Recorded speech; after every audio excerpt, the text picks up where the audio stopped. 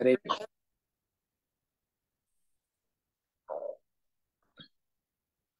ओम अज्ञानतिमिरन्धस्य ज्ञानाञ्जनशलाकया चक्षुरुन्मिलितं येन तस्मै श्रीगुरवे नमः।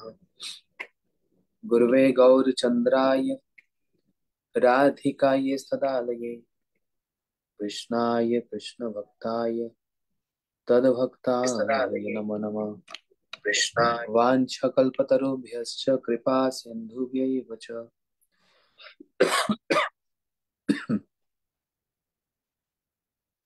पतितानां पावनेभ्यो वैष्णवेभ्यो नमो नमः। संसार दुख जलदस्य पतितस्य काम क्रोधादिनक्रमकृकबलीकृतस्य दुर्वासनस्य निगृतस्य निराशयस्य चैतन्यचन्द्रमम देहि पदावलम्बम्। हे कृष्ण करुणा सिंधु दीनबंधु जगतपते गोपेश गोपीकांत राधाकांत नमोस्तुते। तप्त कांचन गौरांगी राधे वृंदावनेश्वरी वृषभानुसुते देवी प्रणमामि हरिप्रिये। जयतां सुतपंगुर मम मंदमतेर्गति मत्सर्वस्पदां भुजो श्रीराधा मदन मोहन महाबोधे स्थिरे कनकरुचिरनीलशिखरे वसन प्रसदान्त सहज बलभद्रेण बलिना सुभद्रा मध्यस्थ सकल सुर सेवा वसरदो जगन्नाथ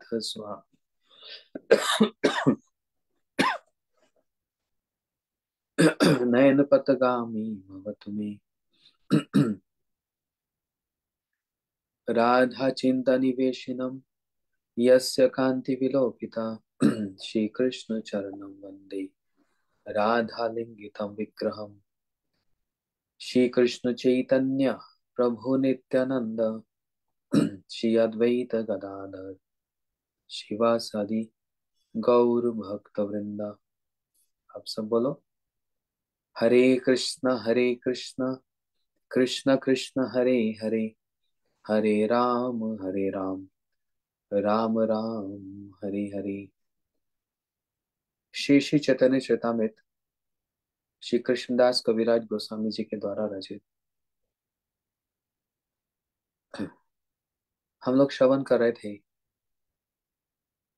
कैसे श्री माधवेंद्र पाजी गिरिराज जी का अन्नकूट महोत्सव मनाए, जहाँ पर गांव के सभी लोग आकर बहुत सारी सामग्री लेकर आए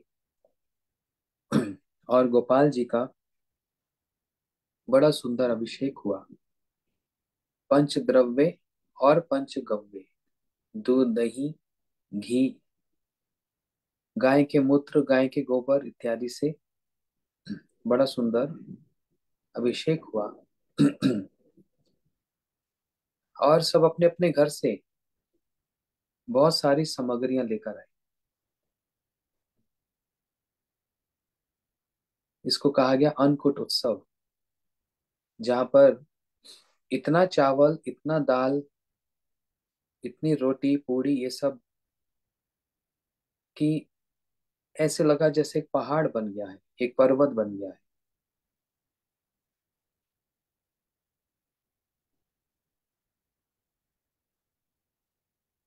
यद्यपि गोपाल सब अन्न व्यंजन खाइला, तार हस्त स्पर्शे पुनः तेमन हैला।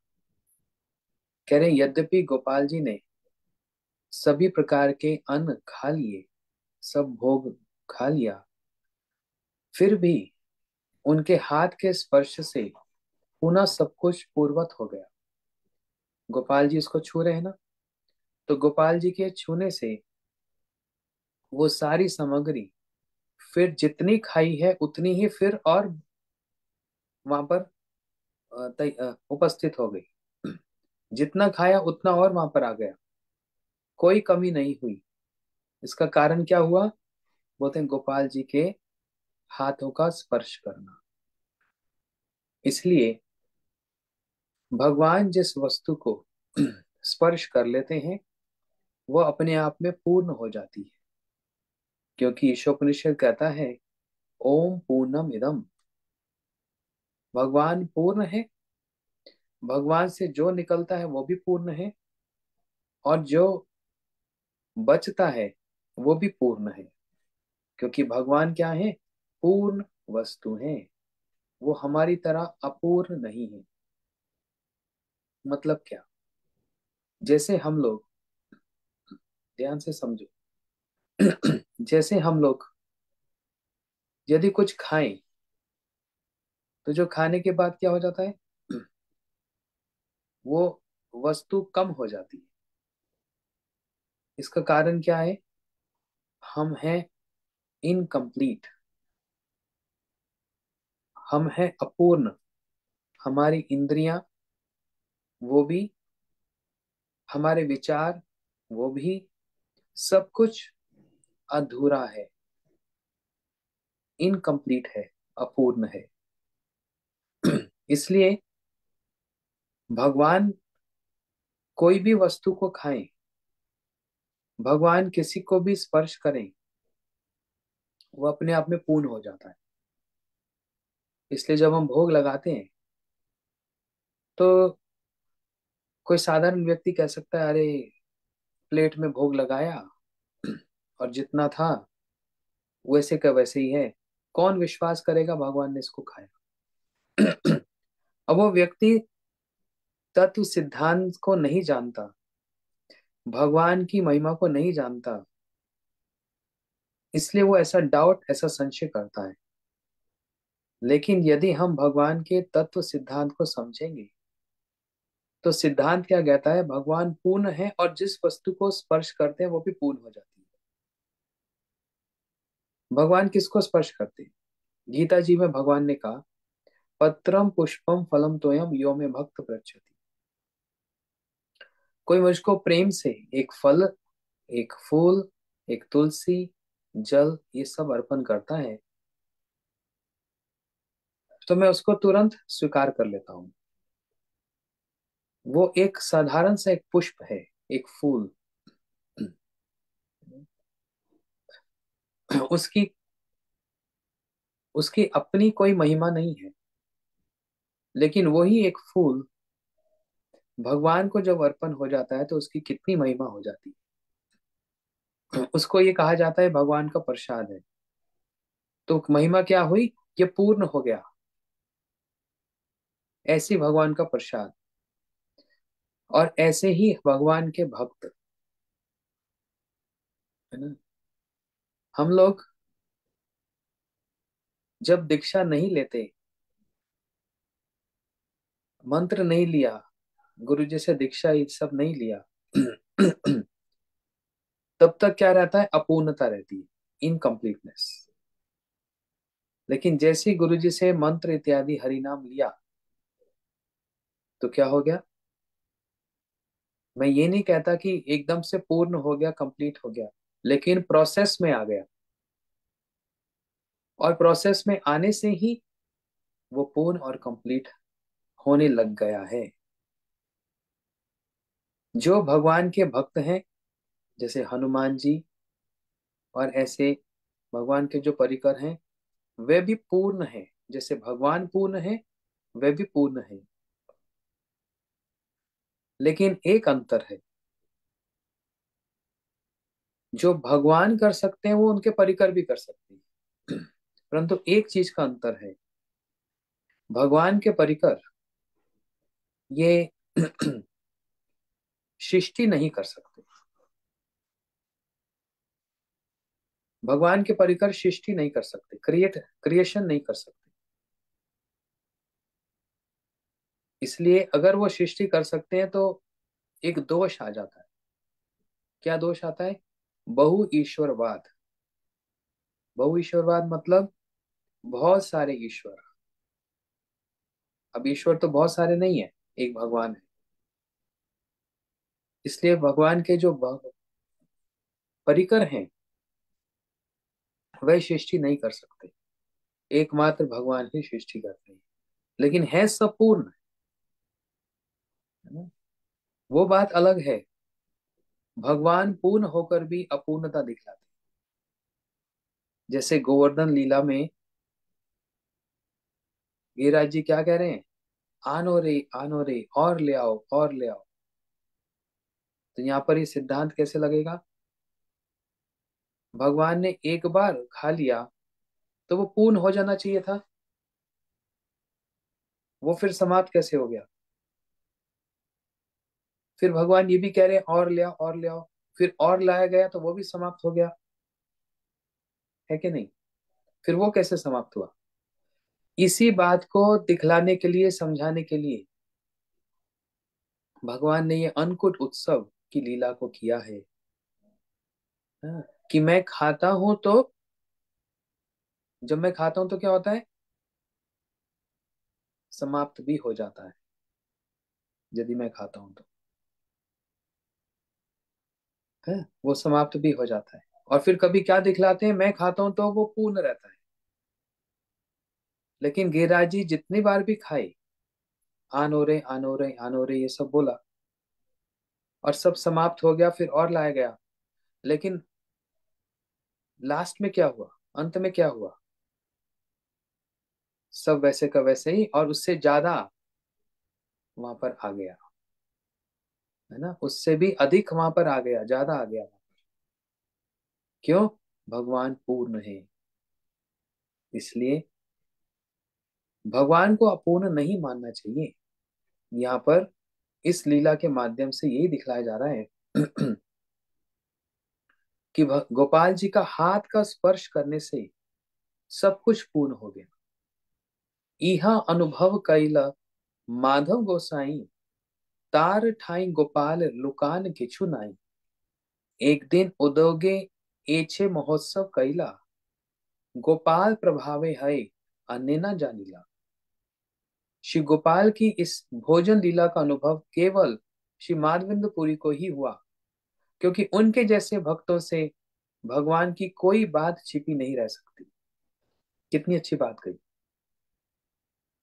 वहां पर सब गांव वाले हैं, लेकिन ये लीला कौन अच्छे से देख पा रहा है कि भगवान खा भी रहे हैं और वो पूर्ण रह रहा है? माधवेंद्रपुरी जी, वो ही इसका पूरा का पूरा अनुभव कर पा रहे, पूर्ण रूप से अनुभव कर पा रहे। क्यों कर पा रहे? उनके जैसे भक्तों से भगवान की कोई बात छिपी नहीं रहती। भगवान कब क्या करते हैं, क्यों करते हैं, ये सारी बात उनके भक्त अच्छे से जानते हैं। कभी कभी भगवान भी नहीं समझ पाते, लेकिन उनके भक्त अच्छे से समझ लेते हैं। यही एक विशेषता है ना? यही एक विशेषता है। और कहाँ की? विशेष करके ब्रज की। यही ब्रज रस है। आप लोगों ने कथा सुनी ब्रज रस की? कल कथा सुनाई थी ब्रज रस की। ब्रज रस क्या है उसको सुनना।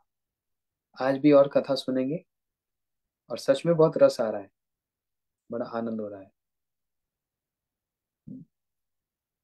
भगवान की कोई भी लीला उनके भक्तों से छिपी नहीं रहती।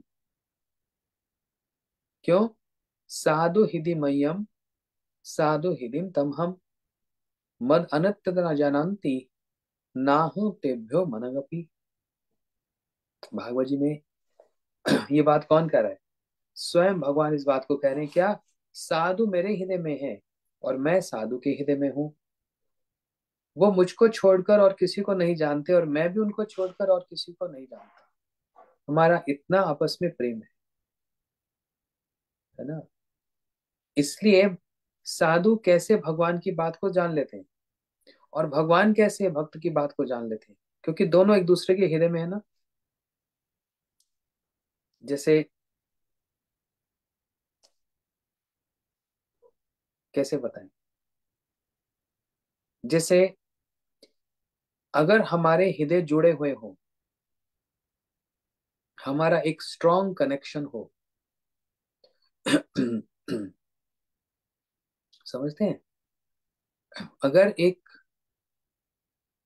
स्ट्रॉन्ग कनेक्शन है तो उस समय जो बात मैं सोच रहा हूं, वही बात दूसरा व्यक्ति भी उसी समय वही बात सोचता है। इसको बोलते हैं लिंक हो जाना, कनेक्शन हो जाना। जो बात दूसरा व्यक्ति सोच रहा है, वही बात मेरे अंदर भी आ जाएगी। क्यों?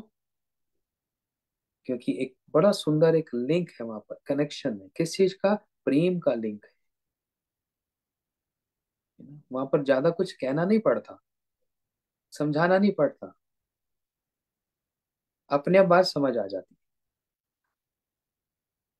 भगवान भक्त के हृदय में वास करते हैं, और भक्त भगवान के हृदय, ये तो मैं नहीं कह रहा, स्वयं श्री कृष्ण ने इस बात को कहा ना। साधु हृदय मह्यम, साधु साधु हृदय तम हम साधु हृदय मह्यम। भगवान के हृदय में कौन बैठा है? जैसे हम गाते हैं ना। हाँ, राधा सुंदरी समझ गई मैं क्या बोलने वाला हूँ। जैसे हम लोग गाते हैं ना, राधा जी के मन में कौन रहता है ना? राधा जी के मन में बसे घन श्याम, बसे घन श्याम। राधा जी के हृदय में कौन रहता है? श्री कृष्ण रहते हैं। कृष्ण के हृदय में कौन रहता है? राधा जी रहती हैं। तो फिर कहाँ कृष्ण अपनी बात को छिपा सकते हैं? यदि कृष्ण चंद्रावली जी के यहाँ से आ रहे हैं, भद्रा शैव्य जो प्रतिकूल है, अनफेवरेबल है, विपक्षा है, यदि कृष्ण वहां से आ रहे हैं तो कैसे बात को छिपा सकते हैं? नहीं छिपा सकते। राधा जी तुरंत पहचान जाती है, क्योंकि राधा जी के हृदय में कृष्ण पूर्ण वास करते हैं। पूर्ण समझते हैं? 1% भी कम नहीं। स्वयं भगवान को स्वयं कृष्ण भी नहीं जानते, जो राधा जी कृष्ण के बारे में जानती। सुनते हैं ना लीला? स्वयं कृष्ण भी नहीं जानते, राधा जी उनको अधिक जानती। क्यों? वहां पर प्रेम का इतना सुंदर आदान प्रदान है।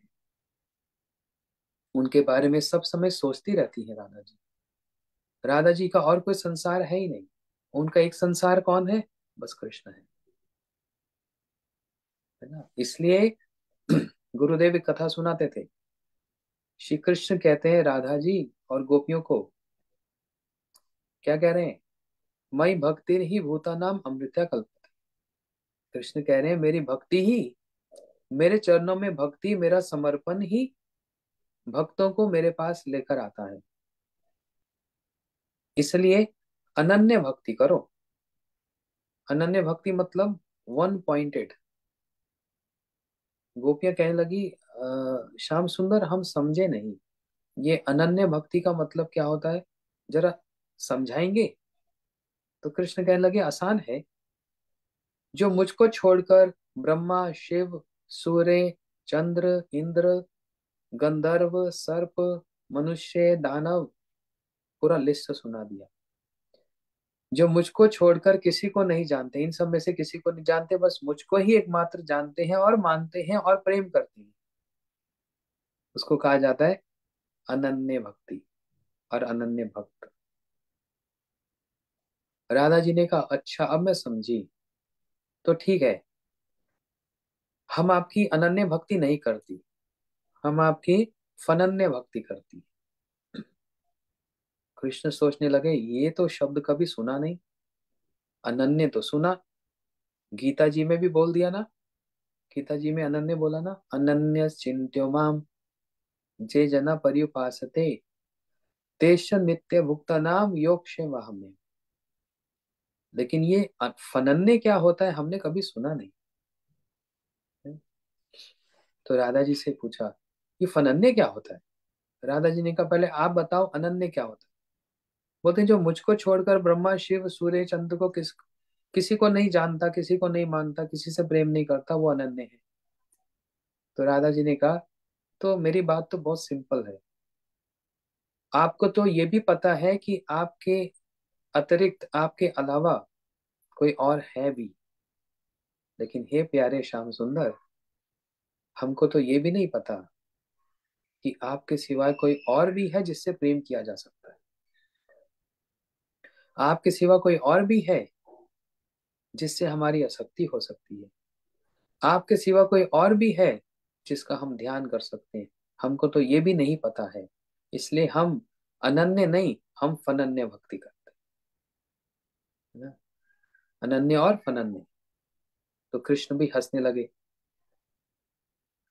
क्योंकि गोपियों का मन सब समय कहाँ है? जो भी कुछ घर का कार्य करती है, खाते समय, घर की सफाई करते समय, रसोई बनाते समय, कुकिंग करते समय, श्रृंगार करते समय, तिलक लगाते समय, कोई भी क्रिया गोपियां करती हैं तो किसका सब समय स्मरण करती हैं? बोलते कृष्ण का स्मरण करती हैं। इसलिए उनका पूरा का पूरा मन बस दिन रात एक ही टॉपिक पर, कृष्ण पर होता है। इसलिए भगवान कह रहे हैं, मैं उनके हृदय में वास करता हूँ और वे मेरे हृदय में वास करते हैं। मैं उनको छोड़कर किसी को नहीं जानता और मैं भी किसी को नहीं जानता, ऐसे कह रहे हैं। अच्छा,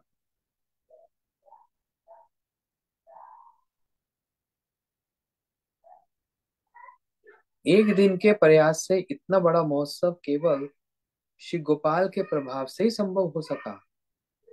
शुद्ध भक्त के अतिरिक्त इसे और कोई भी नहीं जान सकता। क्या बात कह रहे हैं? एक दिन उद्योगे एछे महोत्सव कैला, गोपाल प्रभावे है अन्य ना जानिला। इतना बड़ा महोत्सव एक दिन में कैसे हो गया? कैसे संभव है? अच्छा, एक मिनट का मेरे को समय दो। आज यहाँ पर आंधी तूफान चल रहा है और मेरा दरवाजा खुल गया।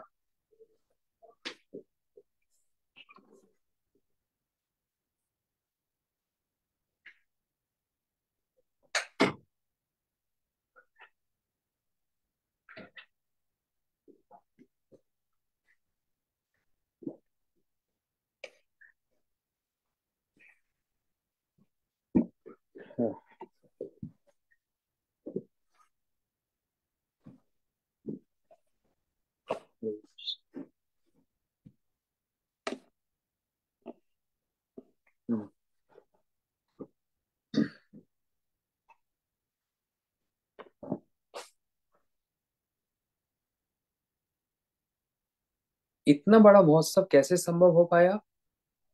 बोलते हैं एकमात्र गोपाल के प्रभाव से ही संभव हो सकता है।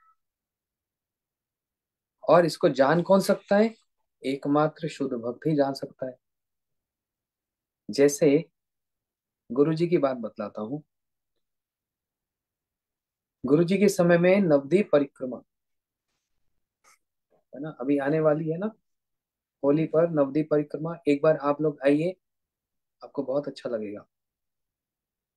तो गुरु जी के समय में 15,000 लोग, 15,000, इतने लोग आते थे। इतने लोगों का खाना कैसे बनेगा और इतने लोगों को खिलाया कैसे जाएगा? एक बार किसी ने आकर गुरुदेव से प्रश्न किया कि महाराज जी, आपके यहाँ पर इतने लोग आते हैं, 15,000, 12,000 लोग, इतनी रसोई कैसे बनती है और इतने लोगों को खिलाया कैसे जाता है दिन में 3 बार? इतने लोग रहते कैसे हैं? कैसे परिक्रमा में जाते हैं? ये सब कीर्तन होता है, हरि कथा होती है, कैसे मैनेज करते हैं? तो गुरुजी बड़ा हंसकर कहने लगे, बोलते हैं 2 भाई हैं, वो मैनेज करते हैं। वो सोचने लगे, 2 भाई? ऐसे कौन से 2 भाई हैं जो इतना सब मैनेज करते हैं? बोलते महाराज जी, हम समझे नहीं आपकी बात। ऐसे कौन से 2 भाई हैं जो इतना सब मैनेज कर लेते हैं? तो गुरुजी हंसकर कहने लगे, एक नित्यानंद और एक महाप्रभु। बोलते हैं हमारा हमारे लिए संभव नहीं है कि हम मैनेज कर पाएंगे, लेकिन नित्यानंद और महाप्रभु, ये दो भाई गौर निताई ऐसे हैं जो ये सब अच्छे से मैनेज कर लेते हैं, और उनके कारण ही ये सब महोत्सव संभव हो पाता है। यहाँ पर भी वही बात कही जा रही है कि गोपाल जी की इच्छा से ही संभव हो पाया, नहीं तो और कोई संभव नहीं कर सकता। और इसका प्रमाण कौन है, कौन इसको बता सकता है? माधवेंद्र पुरी पाल। फिर क्या हुआ? आचमन दिया दिला बिड़क संचय, आरती करीला लोके करे जय जय। तब माधवेंद्र पुरी ने श्री माधवेंद्र पुरी जी ने गोपाल को आचमन देकर उन्हें अनेक पान के बीड़े अर्पित किए। उसके बाद जब उन्होंने गोपाल जी की आरती की, तब सभी लोग गोपाल जी की जय जयकार करने लगे। तो बिल्कुल वही सीक्वेंस जैसे मैं कल बतला रहा था। भगवान का अभिषेक होगा, भोग लगेगा, उसके बाद हाँ तांबूल दिया जाएगा और फिर आरती। पूरा एक सीक्वेंस है। फिर उसके बाद क्या होता है? आरती करने के बाद श्री माधवेंद्र पुरी जी ने गोपाल जी के लिए एक नवीन, एक नया, एक बेड, एक बिस्तरा मंगवाया, और उस पर नया वस्त्र बिछाकर उनको शयन कराया। गोपाल जी उस नए बेड पर, उस नए बिछौने पर शयन करने लगे, और चटाई से चारों तरफ और घेरा बना दिया, जिससे कि उनकी एक प्राइवेसी रहे, एक जैसे सेक्शन बन जाए। हाँ, और ऊपर से उसको ढक दिया। ऐसे एक छोटा सा एक मंदिर सा बन गया। उसके बाद पूरी गोसाई आज्ञा दिला सकल ब्राह्मणे, आ बाल वृद्ध ग्रामेर लोक करा भोजन। सबे बसी क्रमे क्रमे भोजन करीला, ब्राह्मण ब्राह्मणी गणे आगे खाईला। फिर क्या हुआ? पूरी गोसाई श्री माधवेंद्र पुरी पाजी ने सभी ब्राह्मणों को बुलाकर आज्ञा दी कि बालक से वृद्ध तक, बालक हो, युवक हो, कि वृद्ध हो, गांव के सभी लोगों को भर पेट महाप्रसाद का भोजन कराया जाए। सब पेट भरकर खाएं। और सभी ने हाँ, बैठकर बड़े अच्छे से भोजन किया। और उनमें सबसे पहले किसको खिलाया गया? बोलते ब्राह्मण और ब्राह्मणी। सबसे पहले ब्राह्मण और ब्राह्मणी को खिलाया जाता है, क्योंकि वे श्रेष्ठ हैं। जैसे बहुत सारे भक्त बैठे हुए, ब्रह्मचारी भी, गृहस्थ भी, वानप्रस्थ और सन्यासी। तो सबसे पहला जो अग्रभाग किसको दिया जाता है? जो सबसे सीनियर और सबसे श्रेष्ठ होता है। जो वहां पर सन्यासी होंगे उनको अग्रभाग, मतलब सबसे पहला प्लेट दिया जाएगा। This formula, this rule should be applicable everywhere. ये नियम हर जगह चलेगा। आप रिट्रीट में हैं, आप किसी प्रोग्राम में हैं, आप कहीं पर भी क्यों ना हैं, सबसे पहला जो भाग है, भगवान को भोग लगने के बाद सबसे पहला जो पात्र है प्रसाद, वो सबसे श्रेष्ठ व्यक्ति के लिए अलग से निकाल दिया जाएगा या उसको अर्पण कर दिया जाएगा। और यदि ऐसा नहीं किया गया तो प्रत्यवाय होता है। प्रत्यवाय मतलब हाँ, दोष लगता है।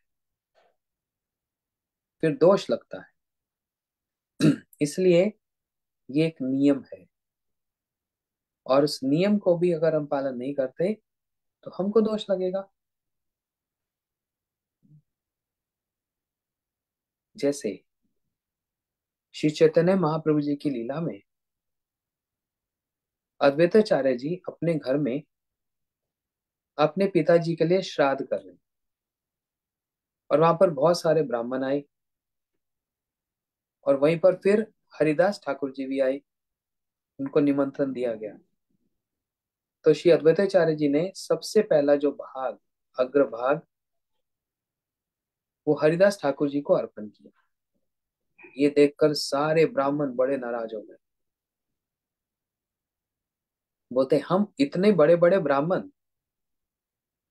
है ना, देखो ये आजकल तो ये कोई भी इसको बिल्कुल भी ध्यान नहीं देता।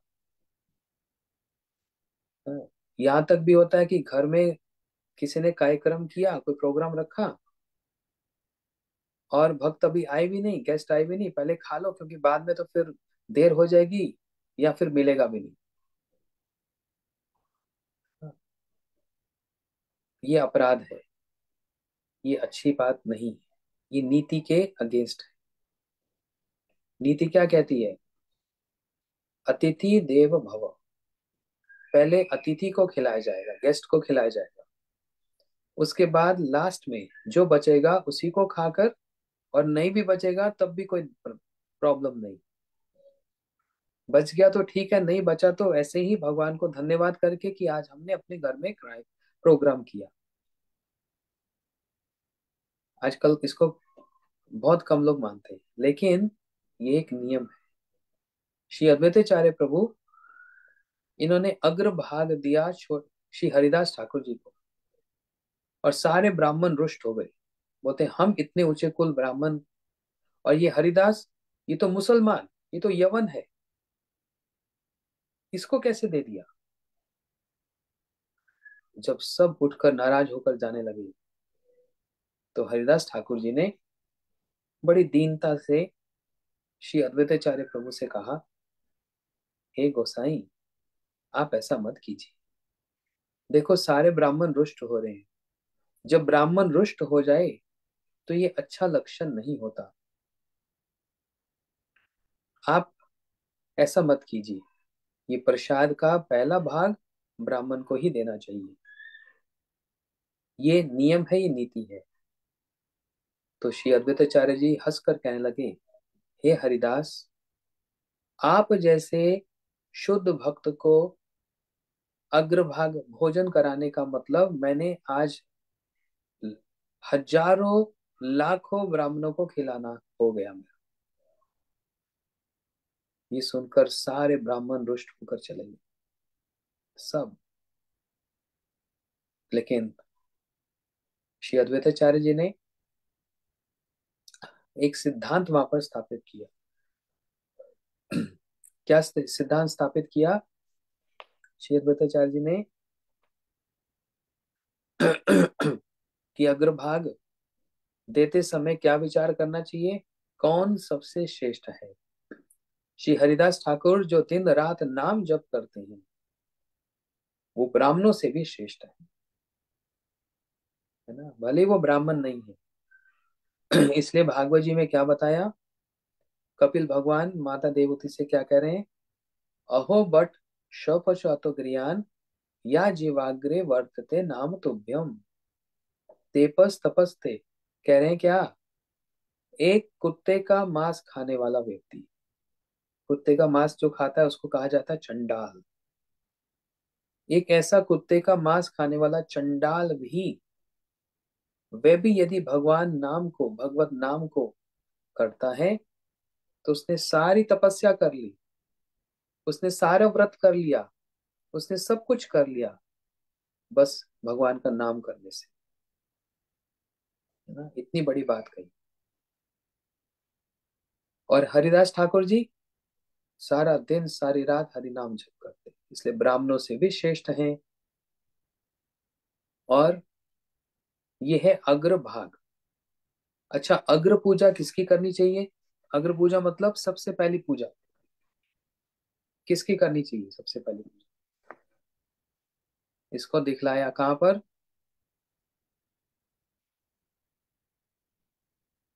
भागवत जी में दिखलाया ना।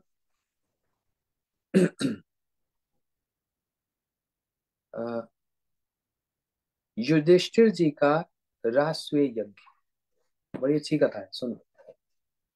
युधिष्ठिर महाराज जी का राजसूय यज्ञ हो रहा, भगवान को एक निमंत्रण चला गया, कृष्ण आप जरूर आना। और उसी समय एक पत्र भगवान के पास आया। किसकी ओर से? बहुत सारे राजाओं को एक असुर ने बंदी बना के रखा है। अब कृष्ण सोच रहे पहले मैं कहाँ जाऊं। कौन से असुर ने? जरासंध ने। जब से भगवान ने कंस को मारा, जरासंध बार बार भगवान पर आक्रमण करता है, कृष्ण पर आक्रमण करता है, बार बार। भगवान मथुरा से द्वारका चले गए, लेकिन जरासंध का आक्रमण चलता चला गया।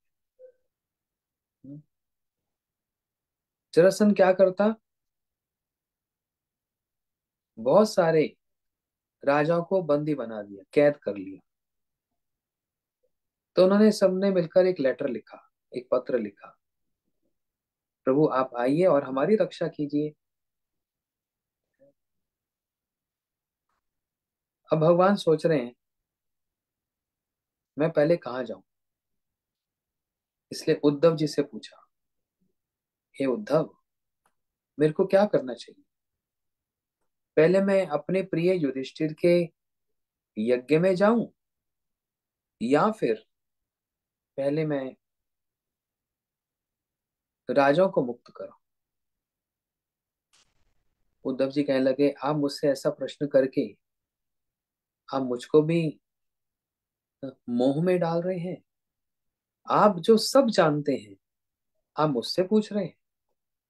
भगवान कहने लगे, नहीं उद्धव, मैं सब नहीं जानता।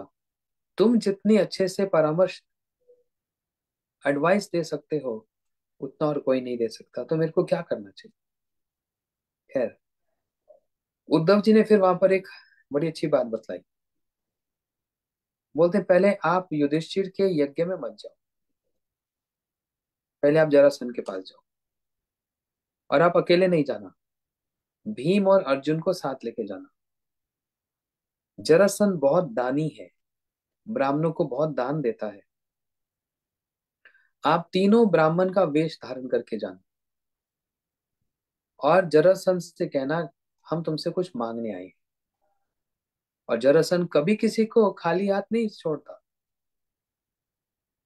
और जो वो कहेगा अच्छा बताओ क्या दूं, तो जरासंध से मांगना क्या? युद्ध, वन ऑन वन,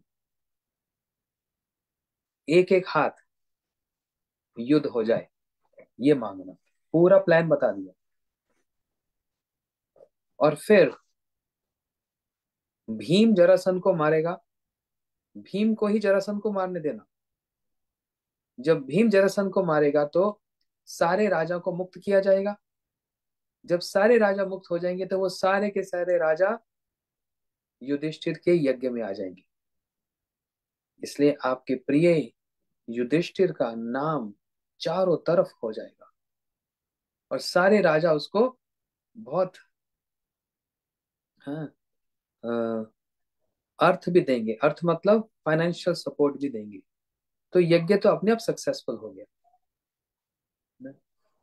बस ऐसे ही किया फिर। कृष्ण, भीम और अर्जुन तीनों ब्राह्मण का वेश धारण करके जरासंध के पास पहुंच गए। बोलते हे जरासंध, और देखो कितने चालाक हैं भगवान, बड़े चतुर हैं, है ना। कह रहे हैं इतने बड़े बड़े दानी राजा हुए, पूरे राजाओं का नाम सुनाने लग गए कृष्ण। वो भी इतना बड़ा दानी था, वो भी इतना बड़ा दानी था, वो राजा इतना बड़ा दानी था, वो राजा इतना बड़ा दानी था। जरासंध ने कहा, एक मिनट रुक जाओ, तुम कौन हो? तुम ब्राह्मण नहीं हो सकते। क्योंकि जरासंध भी बहुत चतुर था। एकदम बात समझने से, देखने से सब समझ जाता था कहां पर गड़बड़ है, सब समझ जाता था। बोलते एक रुको, तुम कौन हो, सच सच बताओ, तुम ब्राह्मण नहीं हो। कृष्ण तो एकदम नर्वस हो गए, हे भगवान। नहीं, कृष्ण नहीं कह रहे हे भगवान, लेकिन भगवान थोड़ा कहेंगे हे भगवान। बोला ये कैसे जान गया कि मैं ब्राह्मण नहीं हूं? इसको कैसे, किसने बता दिया? जरासंध ने कहा, सच सच बताओ तुम कौन हो, तुम ब्राह्मण नहीं हो, तुम क्षत्रिय हो। कृष्ण तो एकदम घबरा गए वहां पर। बोलते आप, तुमने कैसे बता दिया हम क्षत्रिय हैं?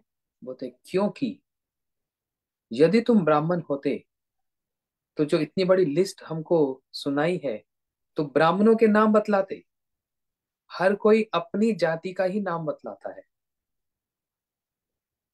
है ना, है ना। हर कोई अपनी जाति का नाम बताता है कि देखो वो ब्राह्मण कितना दानी था, वो ब्राह्मण कितना दानी था, वो ब्राह्मण कितना दानी था। तुम सारे क्षत्रियों के नाम ले रहे हो, इसका मतलब तुम क्षत्रिय हो। सच सच बताओ कौन हो। तो कृष्ण भी सोचने लगे, अच्छा अब बात खोली गई है तो खुले में आ जाते हैं। बोलते हैं तुम पूछता रहो और हम बताते रहेंगे हम कौन है। बोलते हैं, जरासंध कहने लगा, ये जो बड़ा सुंदर सुंदर सा ये जो है, ये कौन है। कृष्ण कहने लगे, ये है अर्जुन। बोलते, ओ अर्जुन, अच्छा। जरासंध ने कहा, ये जो लंबा चौड़ा मोटा सोटा सा ये कौन है। कृष्ण कहने लगे, ये है भीम। ओ भीम। तो जरासंध ने कहा, तुम जो इतना चबड़ चबड़ बातें कर रहे हो, तुम कौन हो। कृष्ण कहने लगे, हमको ही भूल गए। अरे हम हैं कृष्ण, याद है कितनी बार हराया। जरासंध ने कहा, ओ कृष्ण, इसलिए तुम क्षत्रियों के नाम ले रहे थे। हम्म। कोई बात नहीं, कोई बात नहीं। मैं किसी को खाली हाथ नहीं भेजता। तुम मेरे से कुछ भी मांगो, मैं तुमको देने के लिए तैयार हूं। भले तुमने हमारे साथ झूठा धोखा किया, लेकिन जो मांगोगे दूंगा। कृष्ण का, हम चाहते हैं आपके साथ युद्ध। हम तीनों में से किसी एक को चुन लो। तुम्हारी सेना नहीं होगी, हमारी सेना नहीं होगी, एक एक, वन ऑन वन युद्ध करेंगे। हम तीनों में से किसी एक को चुन लो, हमारे साथ युद्ध करो, बस। युद्ध की भिक्षा मांगने आए। देखो ये भी कैसी भिक्षा है ना? कोई तो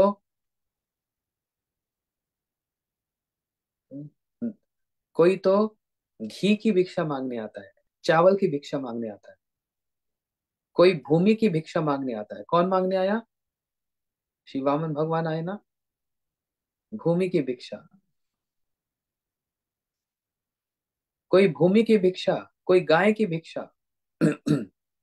राजा निरुग के उदाहरण में सुना था, गाय मांगने आया था ब्राह्मण। तो गाय की भिक्षा मांगने आते हैं, अलग अलग भिक्षा मांगने आते हैं।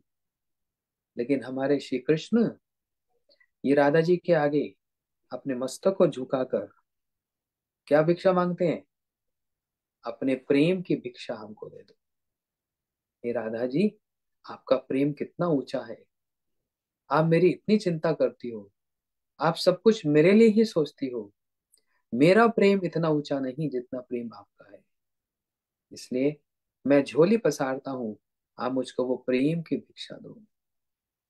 या फिर झोली पसारता हूँ, उस प्रेम के साथ साथ अपने मान की भी भिक्षा दे। वो मान मुझको दे दो,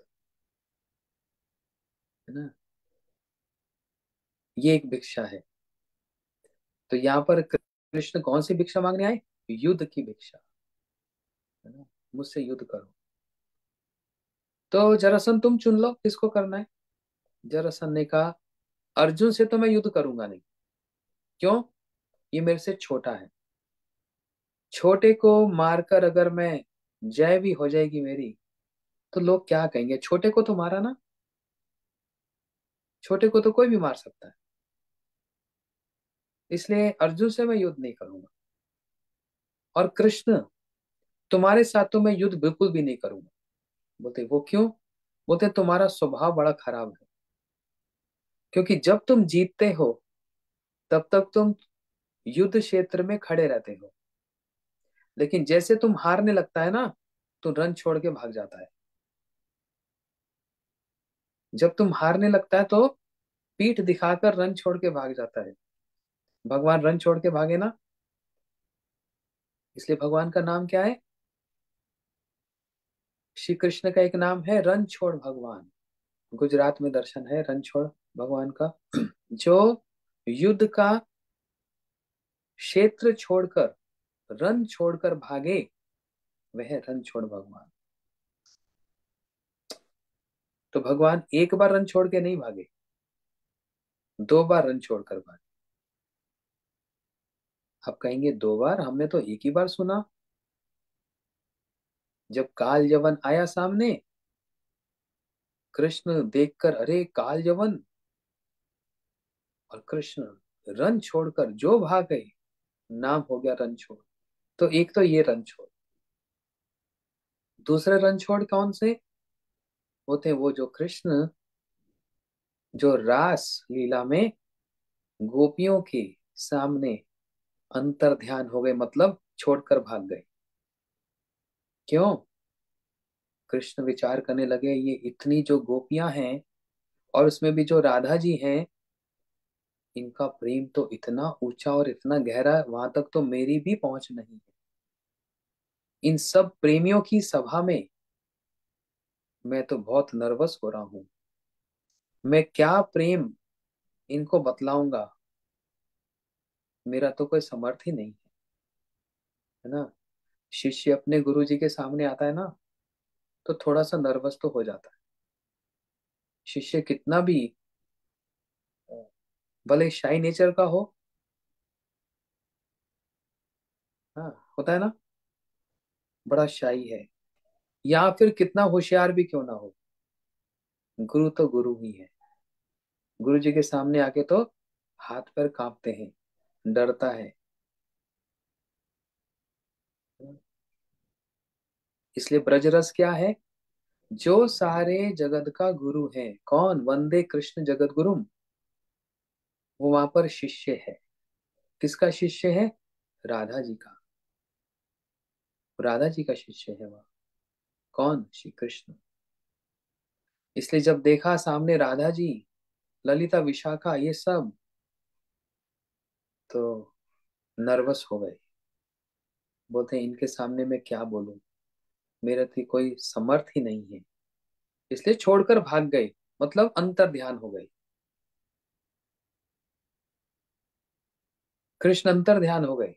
और फिर गोपियों ने गोपी गीत गाया, जयति ते दिकम जन्मना व्रजा। और कृष्ण कहीं गए थोड़े था, वहीं पर थे। और सुनकर बड़े लज्जित होकर, हाँ, साक्षात मनमत मनमत, बड़ी लज्जा आ रही है, वहां पर खड़े हो गए। थोड़े से मंद मंद हंस रहे हैं, और थोड़ा सा मन, चेहरे पे भाव कैसा है? लज्जा वाला भाव। हाय मैंने क्या किया, मैं तो हास परिहास कर रहा था, और गोपियां तो रोने लग गई। इनके सामने प्रेम नहीं चलेगा। इनका प्रेम बहुत गहरा है, बहुत डीप है ना। तो इसलिए जरासंध ने कहा, हाँ कृष्ण तुम्हारे साथ तो मैं युद्ध नहीं करूंगा। क्यों? जब तक तुम जीतते हो तब तक सामने रहते हो, जब हारने लगते हो तो भाग जाते हो। तुम्हारे से युद्ध युद्ध करके आनंद नहीं आएगा। हाँ ये भीम मेरे बराबर का है, ये मोटा सोटा हट्टा कट्टा, इसके साथ युद्ध करूंगा। तो भीम का और जरासंध का युद्ध आरंभ हो गया, है ना। और कैसा युद्ध होता है? सुबह सूर्य उदय जब होते हैं, युद्ध आरंभ हो जाता है। और जैसे सूर्य उदय अस्त होता है, तो युद्ध बंद हो जाता है। और फिर भीम और जरासंध दोनों एक साथ बैठकर भोजन करते हैं। कैसा ये युद्ध है ना। सारा दिन युद्ध करते हैं, और शाम को एक साथ बैठकर खाते हैं, और एक दूसरे की बात को बोलते हैं, अरे भीम तुमने वो वाला बड़ा अच्छा मारा था, अरे जरासंध वो बड़ा अच्छा था। रोज ऐसा युद्ध होता, रोज होता। एक दिन तो भीम आकर भगवान को कहते हैं, बस कृष्ण मैं नहीं कर सकता, बस ये जरासंध बहुत होशियार है, बहुत बलवान है, ये मेरे बस की बात नहीं, मैं नहीं कर पाऊंगा। कृष्ण कहने लगे, भीम भैया आप में एक परेशानी, एक कमी है। आप जब युद्ध करते हो तो इतने एब्जॉर्ब हो जाते हो युद्ध में, पूरे एकदम अविष्ट हो जाते हो। आप मेरी तरफ तो देखते नहीं हो, कल मेरी तरफ देखना। तो भीम समझ गए कुछ बात है। अगले दिन जब युद्ध हुआ, भीम जितनी बार भी जरासंध को मारने की कोशिश करता है, हो ही नहीं पाता। कृष्ण ने क्या किया, एक, क्या लिया, एक घास का टुकड़ा लिया, तृण लिया, और उसको ऐसे चीर दिया, और चीर कर ऐसे फेंक दिया। बोलते भीम भैया, भीम भैया, देखो देखो, ऐसे करो ना। जैसे फुटबॉल मैच होता है, पीछे कोच बोलता है ना, yes do this do that. Coach जैसे डायरेक्ट करता है अपने स्टूडेंट्स को। तो जैसे भीम ने देखा तो समझ गए, जरासंध को दोनों पांव से ऐसे पकड़ा और पूरा चीर दिया, और फिर ऐसे फेंक दिया। ये ऐसे नहीं फेंका, क्योंकि ये जरासंध है, एक राक्षसी थी जरा नाम की, उसने इनको जोड़ दिया था। इसलिए जरासंध तब तक नहीं मर सकता था जब तक उसको ऐसे उल्टा ना फेंक दिया जाए। खैर, जरासंध मारा गया। जब जरासंध मर गया तो सारे राजाओं को मुक्त कर दिया भगवान ने। जब सारे राजा मुक्त हो गए, अब वो सब युधिष्ठिर महाराज की जय जयकार करने लगे। युधिष्ठिर महाराज की जय, युधिष्ठिर महाराज की जय, युधिष्ठिर महाराज। और सबने सारा धन संपत्ति यश सब कुछ युधिष्ठिर जी को दे दिया। यही भगवान चाहते थे। इसलिए उद्धव जी ने कितनी अच्छी यहाँ पर एक परामर्श, एक मंत्रणा दी। और जब ये सारी बात कहाँ से उठी, अग्र भाग अग्र पूजा, सबसे पहले किसकी पूजा करनी चाहिए, सबसे पहले किसकी पूजा करनी चाहिए। हमारे भारत में बोलते हैं सबसे पहले गणेश पूजा करो। गणेश क्या करते हैं, विघ्न विनाशन, गणेश पूजन हो। गणेश जी का पूजा ठीक है, शास्त्र की बात है, लेकिन गणेश पूजा को पहले क्यों किया जाता है, उसका कारण क्या है, उसका आधार क्या है, उसका रूट क्या है, क्या है, गणेश जी ने ऐसा क्या किया, सब जानते हैं। थोड़ा सा बता देता हूँ। सारे देवी देवता सोचने लगे किसकी पूजा सबसे पहले करनी चाहिए। तो बोलते हैं ऐसे कहना तो बड़ा मुश्किल है, क्योंकि सभी बड़े अपने अपने स्थान पर बड़े बलवान हैं। तो एक काम करते हैं, जो ब्रह्मांड की सबसे पहले परिक्रमा करके आएगा, जो पहले आएगा उसकी पूजा होगी। बस सब अपने अपने गाड़ियों पर चढ़ गए। सबके वाहन है ना, शिव जी का वाहन क्या, नंदी, बैल।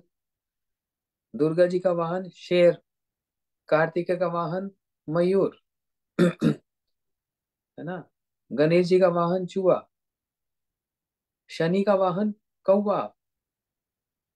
गंगा जी का वाहन मगरमच्छ। ऐसे ब्रह्मा जी का वाहन क्या, हंस। इसलिए सब अपने अपने वाहन पर चढ़ गए, है ना।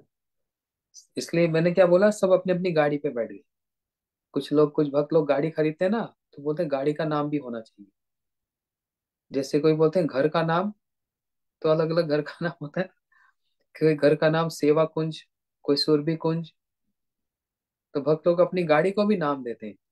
मेरे से पूछा गाड़ी का नामकरण क्या होगा, तो मैंने बोला साधु वाहनी। साधुओं को जो वहन करती है, लेके जाती है, वो ये गाड़ी होगी। गाड़ी का भी नामकरण नहीं हो गया। तो सब अपने अपने वाहन पर गए। गणेश जी ने सोचा मैं इतना मोटा, इतना भारी शरीर, और वाहन भी क्या है, चूहा। क्या कंट्रास्ट है यहाँ पर, कितना सुंदर कंट्रास्ट है। इतने बड़े गणेश जी और वाहन क्या है, चूहा। सोचा अगर मैं जाऊंगा भी तो मैं तो पहले नहीं आ सकूंगा। लेकिन गणेश जी बड़े चालाक, सुमेधसा, तीव्र मेधा वाले। गणेश जी ने सोचा मेरे पिताजी और मेरी माताजी, मतलब शिव और पार्वती, सब समय क्या करते हैं, भागवत की कथा को सुनते सुनाते हैं। भगवान का नाम जप करते हैं। भगवान से बढ़कर तो कुछ भी नहीं है। संसार भी नहीं है। तो गणेश जी ने राम नाम लिख दिया और बस उस राम नाम की परिक्रमा कर दी। कितनी देर लगती है राम नाम की परिक्रमा करना? ऐसे गए और ऐसे आ गए, हो गया। गणेश जी तो चुपचाप बैठ गए, बाकी सब तो इतना दौड़ दौड़ कर, सब ऐसे दौड़े दौड़े आए। बोलते कौन पहले आया? बोलते गणेश पहले आए। नहीं, गणेश पहले कैसे आ गए? ये तो गया ही नहीं। तब फिर जब पूछा गया तो यही निष्कर्ष निकला कि गणेश ही सबसे पहले आए। क्यों? इन्होंने राम नाम की परिक्रमा की है। और उस राम नाम का मतलब साक्षात राम जी की परिक्रमा की, क्योंकि अभिनत्व नाम नामनी, नाम और नामी में भेद नहीं। और राम जी की परिक्रमा का मतलब सारे सृष्टि की परिक्रमा कर ली, सारे ब्रह्मांड की परिक्रमा कर ली। इसलिए अग्र पूजा। लेकिन युधिष्ठिर जी के राष्ट्र यज्ञ में जहां पर सब बैठे हैं, वहां पर ये प्रश्न उठा गया, शिशुपाल भी बैठा है, ये प्रश्न उठाया गया, अग्र पूजा किसकी होगी? अब सब डर गए। चाहते तो हैं कृष्ण की हो, लेकिन जो बोलेगा उसी के साथ शिशुपाल युद्ध करेगा। और बोलते हैं ना, कौन इसके मुंह लगे, कौन इससे झगड़ा करे। सब चुपचाप बैठे हैं, कोई बोल नहीं रहा। पांडवों में सबसे छोटे जो सहदेव, वो सामने आकर कहने लगे, अरे यहाँ पर यदि कृष्ण है तो और किसी की आवश्यकता क्या है? श्री कृष्ण की अग्र पूजा होनी चाहिए।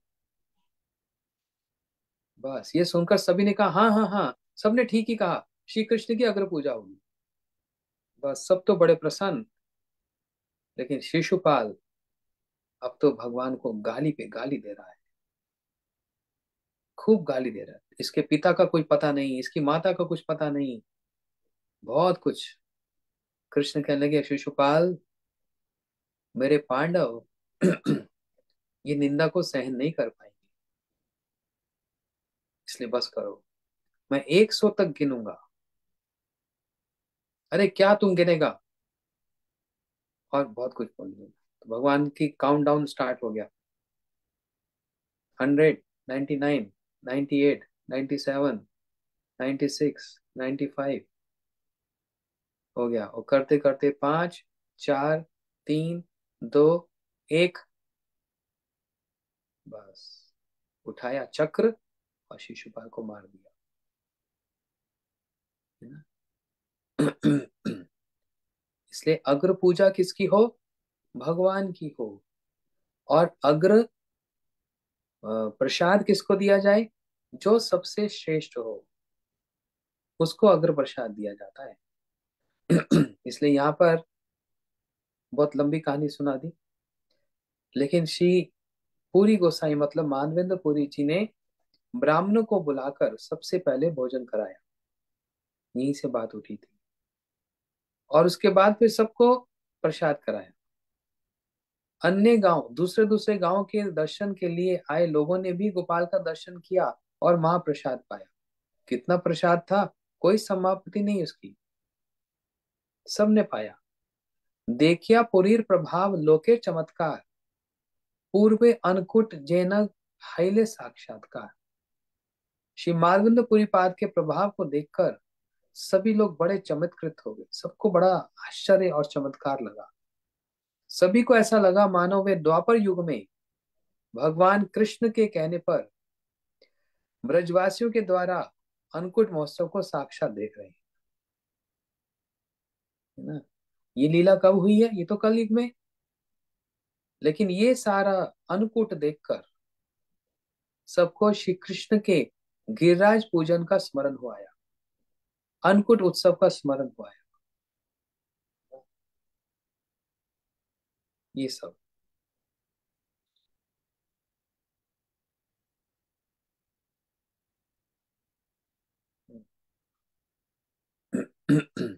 अच्छा, कुछ लोग पूछते हैं अन्नकूट में हम क्या बनाएं, भगवान को क्या प्रिय है? तो ध्यान से सुन लो, जो लोग ये प्रश्न करते हैं। क्योंकि भागवत जी में स्वयं भगवान अपने मुख से नंद बाबा से कह रहे हैं कि अन्नकूट में क्या बनना चाहिए। तो देखो, श्री कृष्ण ने क्या कहा। बोलते हैं खीर बननी चाहिए, हलवा बनना चाहिए, मालपुआ, पूड़ी, पापड़ और पकवान, गाय का दूध, दही से पकवान, और एक विशेष बात, मूंग दाल। भगवान ने कहा मूंग दाल बननी चाहिए। ये तो दो चार बातें हैं। ऐसा और भी वहां पर उल्लेख आया, लेकिन विशेष करके मूंग दाल जरूर अन्नकूट वाले दिन, ये सभी लोग जान लें। सकल ब्राह्मणे पुरी वैष्णव करीला, सेई सेई सेवा मध्य सभा नियोजिला। श्री माधवेंद्र पुरी जी ने उपस्थित सभी ब्राह्मणों को मंत्र दीक्षा आदि के द्वारा वैष्णव बना दिया और सबको अलग अलग सेवा में लगा दिया।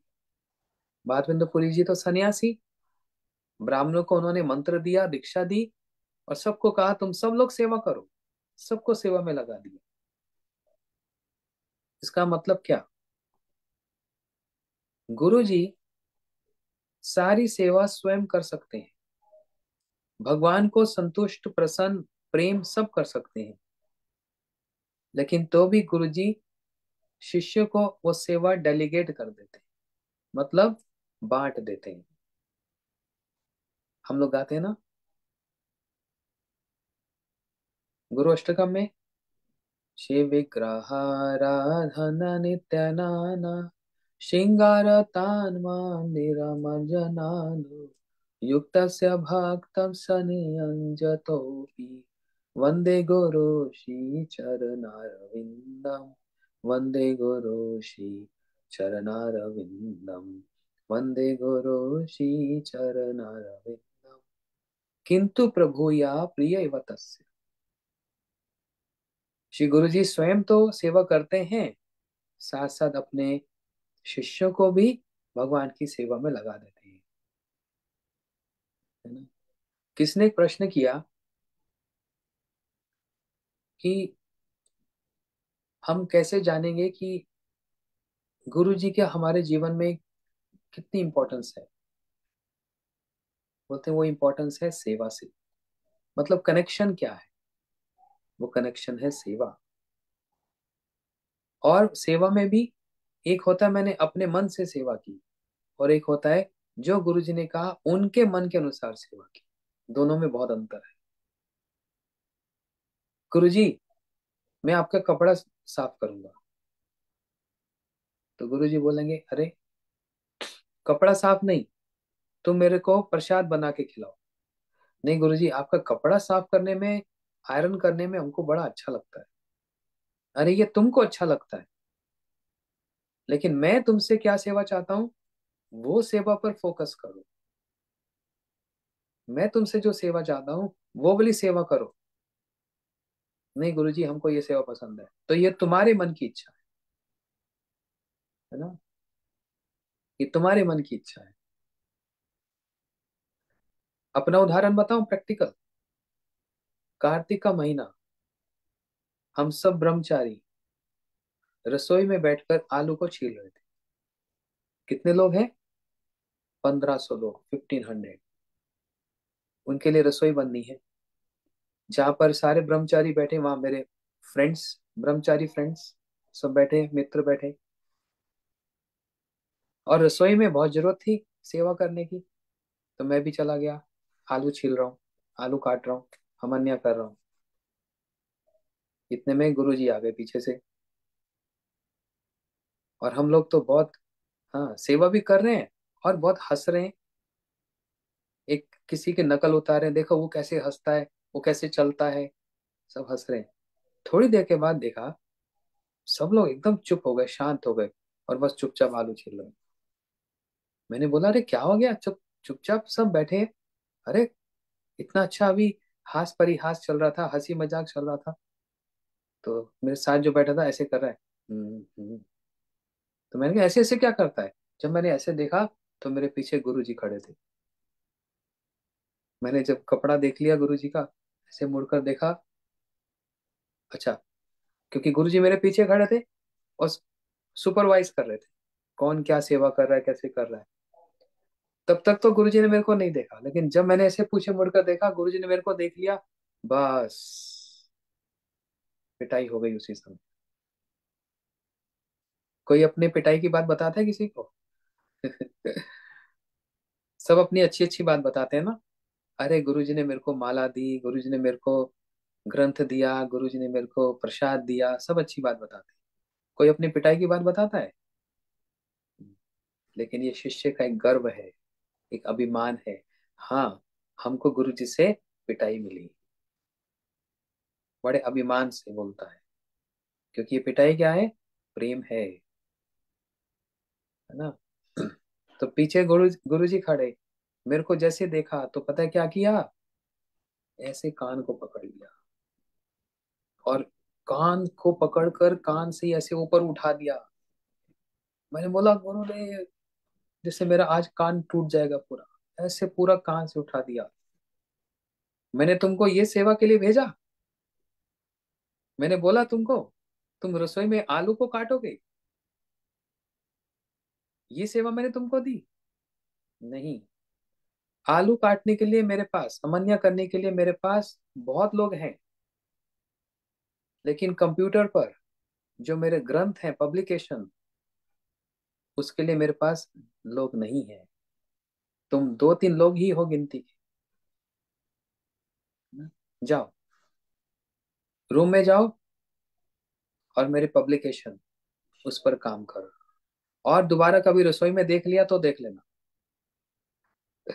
पूरा एकदम वार्निंग हो गया, है ना। तो देखने में छोटी सी साधारण सी बात है, लेकिन कितनी बड़ी शिक्षा है ना। हम अपने हिसाब से, अपने मन के हिसाब से सेवा करना चाहते हैं, लेकिन गुरुजी हमसे क्या चाहते हैं वो देखना पड़ेगा ना। तभी वो कनेक्शन जुड़ता है, तभी वो कनेक्शन होता है। गौर प्रेमानंदे, हरि हरि बोल। बाकी की कथा हम लोग अब कल श्रवण करेंगे। आज की कथा को यहीं पर विश्राम देते हैं। हरे कृष्णा।